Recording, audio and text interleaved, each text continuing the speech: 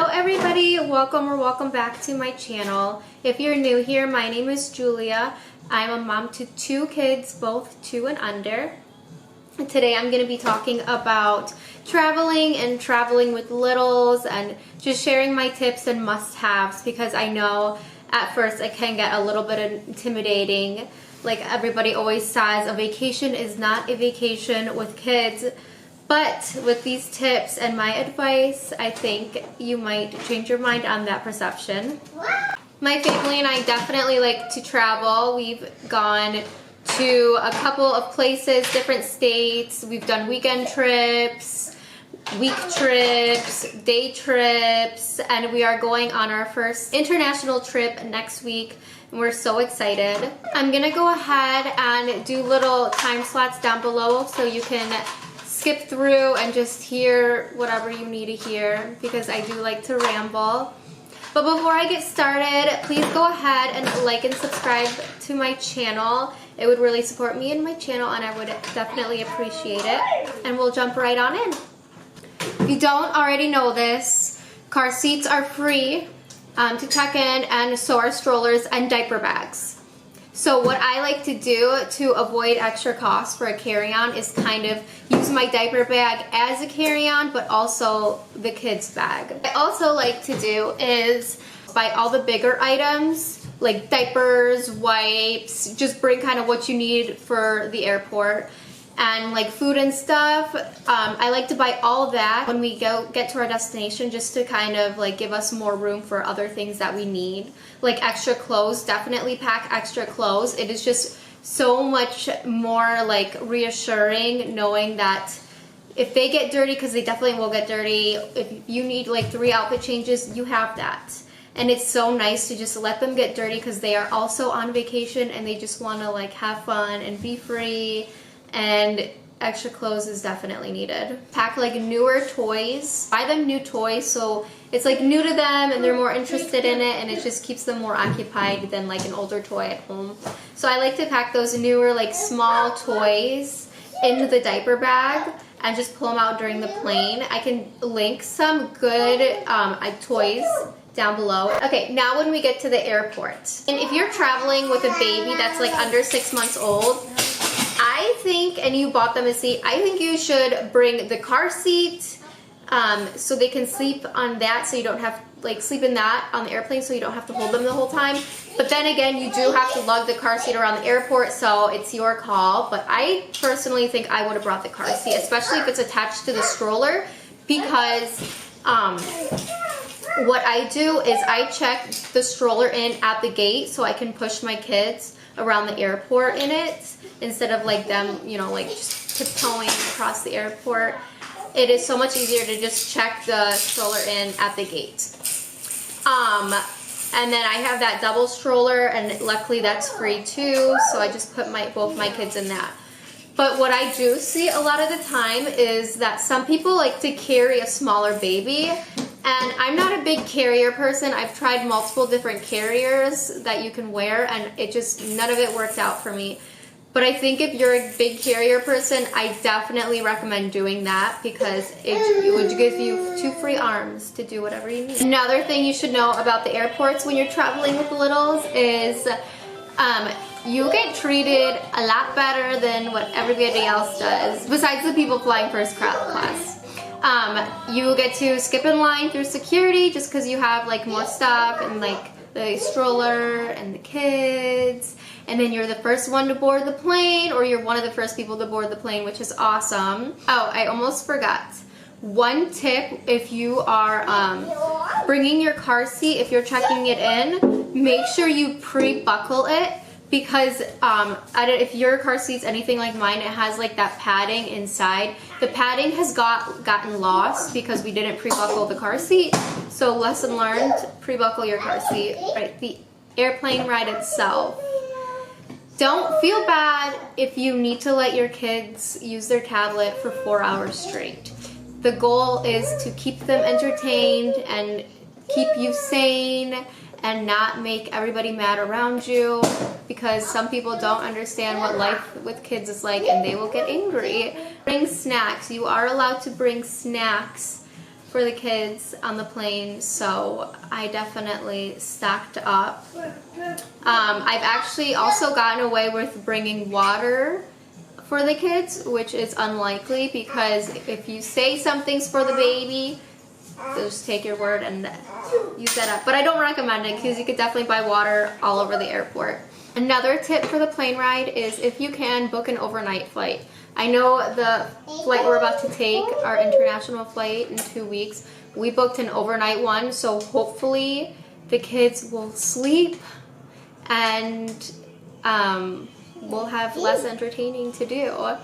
But if you can't, there's other things you can do. It's not the end of the world. And then if you are banking on there being extra room on this plane for your kids instead of buying them a seat because 2 and under is free, just pay for the seat if you are really worried about it, because it is awful when you're stuck on a flight with a 3-seater, your husband and you, your child on your lap, and then someone has to sit with you in that 3-seater. You are just so smushed and crowded. It's awful. I've learned my lesson. Now, if you guys are renting a car, here are some of my helpful tips for you guys. First and foremost, get a bigger car. Either the same size car you have at home or bigger. Do not go cheap and go smaller because you're just going to be stressed out when all the suitcases, strollers, and stuff, they don't fit. And we've gotten the same size car from home, and literally we just had so much stuff, it wouldn't fit, and we literally had to upgrade into a bigger car, which always is a bummer.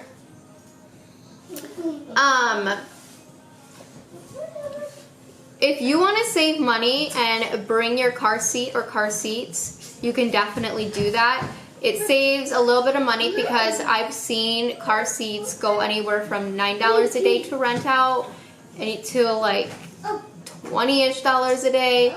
So last trip we rented one car seat and we brought Colton's. So we saved a little bit of money there just because we didn't want to lug around two car seats from like the shuttle bus into the airport. If you have the money to splurge, I would recommend just renting both car seats out or renting a car seat out, just because it is just so much stuff you need to carry around, and it's the last thing you want to worry about is a car seat. All right, let me talk about the must-haves. So first and foremost, if you're going somewhere hot, insulated sippy cups. I still am using them because my kids love them so much. This is the Tommy Tippy one. I can link it down below. You definitely want to keep their water cool in warmer climates. Speaking of keeping them cool, we got this little portable fan to put in front of their stroller to keep them, nice and cool. And the thing I like about this portable fan is, unlike a lot of the other ones you'll see on Amazon, they can't stick their fingers in it and like get it cut. Like, this is all closed off. So that it was perfect because your baby or child or toddler will definitely play with this if it's in front of them. Another thing I like to do is, obviously you need sunscreen, but there's sometimes where it's tough to get your child to reapply the sunscreen if they're like already out playing with the water and having fun. So I actually found this website. It's Coolie Bar. I'm going to link it down below. They have all this UPF clothing. I literally got my UPF jacket from there that I have in the intro, and it is godsend. Like, I wear it all the time, and it's so nice that I don't have to put on sunscreen, especially when I'm like holding and breastfeeding my son, and I'm so worried about him like rubbing up on me and like getting some sunscreen in his eyes. So I never have to put on sunscreen on my arms with that, which is nice. And so they'll have like really nice swimsuits that are UPF for child that covers their arms, covers their chest, and so if you put on a hat, you really don't need sunscreen. Definitely bring life jackets or baby floaties. This baby floaty I got when we took Sophia to Arizona when she was like 18 months old.